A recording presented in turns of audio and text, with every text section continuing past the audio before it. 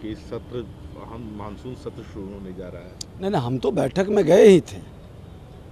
बैठक में फाइल में प्रोसीडिंग की कॉपी उपलब्ध नहीं कराई गई। पिछले बार पत्र भी हमने लिखा था, तो उस पत्र का जवाब इनके ऑफिस से आया कि प्रोसीडिंग की कॉपी देना संभव नहीं। हमने कहा कि आखिर क्यों? प्रोसीडिंग में बैठक की सारी विषय आती है, उस विषय से संबंधित जो दलीय नेताओं के द्वारा उठता है, सदन कैसे चले, बेहतर सदन चलाने के लिए जो ज्वलंत मुद्दे हैं, विधायकों के प्रोटोकॉल और विशेषाधिकार से संबंधित विषय भी कई विषय आप जब वो रखेंगे प्रोसीडिंग की कॉपी और उस विषय वस्तु को पिछला बार में कितना हमने अनुपालन किया, कितना उस पर क्या कमी रह गई और उसको देख के बेहतर कैसे सुधार करें, लेकिन इन्होंने उसका सही जवाब नहीं देना, उसको टालने की प्रयास करना। हमने कहा प्रोसीडिंग के बिना बैठक का औचित्य क्या है? खाना पूर्ति है। आज बताइए, इस तरह का विषय पर अब नेता विरोधी दल का पत्रों की जवाब नहीं, कितनी हड़बड़ी क्यों? और नियम के विपरीत उन लोगों को रख रहे हैं जिनके चचा भतीजा पहले से ही इस तरह की बहाली में धांधली करके बैठे हैं, आरोपित हैं।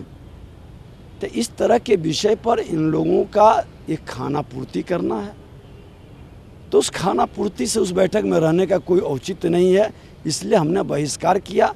इनको जानकारी होना चाहिए कि सदन के अंदर नेता सदन और नेता विपक्ष दोनों के आप संरक्षक हैं और आसन की पारदर्शिता दिखाई भी पड़नी चाहिए। सरकार के दबाव में कतई नहीं आना चाहिए। ये सरकार भ्रष्टाचार की मानसिकता से विपक्ष की आवाज़ को दबाना चाहता है। विपक्ष को कैबिनेट मिनिस्टर के सुविधा दे करके भी वो जताना चाहता है कि मेरी मर्जी से संस्था चलती है, तो हम उसके सामने झुकने वाले नहीं हैं। जनता की जिम्मेवारी और उसके समस्याओं, उसकी आवाज़ को सड़क से सदन तक पहुंचाएंगे और नियम के हिसाब से आप काम करेंगे तो मेरा सहयोग रहेगा, गलत करेंगे तो मैं उसका प्रतिवाद करूंगा। राहुल गांधी का गुजरात हाई कोर्ट ने रिजेक्ट कर दिया है, जो निचली अदालत ने उनको 2 साल की सज़ा सुनाई थी डिफेमेशन केस में, उसको रिजेक्ट कर दिया है। देखिए, माननीय न्यायालय के द्वारा जो इस तरह के कार्य किए जा रहे हैं उसका सम्मान करना चाहिए, लेकिन कांग्रेस और उनके सहयोगी लोगों को संविधान में विश्वास नहीं है। ये लोग आपातकाल लगाने वाले लोग हैं। इनके श्रीमती इंदिरा गांधी की सदस्यता खत्म हो गई तो आपातकाल लग गया था। कानून को ही कब्जे में, उसके विरुद्ध बोलने वाले को जेल में बंद कर दिए थे।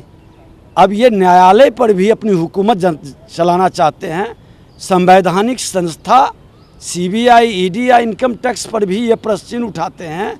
ऐसे लोग लोकतंत्र के दुश्मन हैं, लोकतंत्र के हितैषी नहीं हैं और लोकतंत्र के विरोधी मानसिकता के लोगों को ये लोकतंत्र की धरती स्वीकार नहीं करेगा, ऐसे लोगों पर विश्वास नहीं करेगा।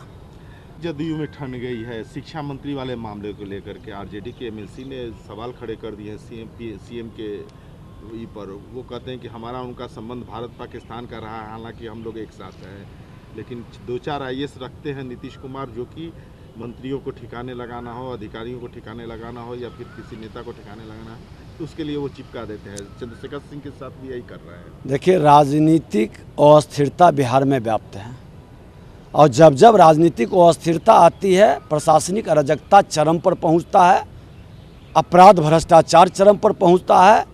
शिक्षा विभाग के अंदर पूरी तरह से भ्रष्टाचार की गिरफ्त में है और पदाधिकारी नए आए हैं तो सुधार के वातावरण बनाना चाहते हैं, तो खलबली तो मचेगी ही।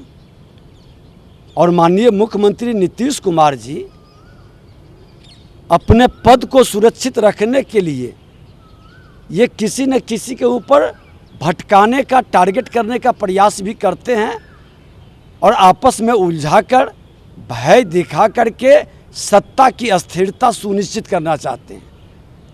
तो ये वातावरण बिहार की बर्बादी के बड़े नायक के रूप में ये उभर रहे हैं। और उनका जो कथन है, उनका अपना अनुभव है, दोनों महाठग हैं, एक दूसरे को ठगने के लिए बड़े परेशान हैं। उनको लग रहा है कि अगला जनादेश तो मिलेगा नहीं, तो जल्दी से हम अपने पुत्र को उप मुख्यमंत्री बना दें। ये जान रहे हैं कि अब प्रधानमंत्री से तो ये हमको हटा दिया, रिजेक्ट कर दिया। पत्नी वाले लोग प्रधानमंत्री बनने का ही नारा दे रहे हैं, तो ये कह रहे हैं कि तब आपको हम हटाते हैं, मौका ही नहीं देंगे। तो दो बड़े महाठग के बीच में बिहार की जनता की स्थिति बेहाल है, पूरी अराजकता का वातावरण बन गया।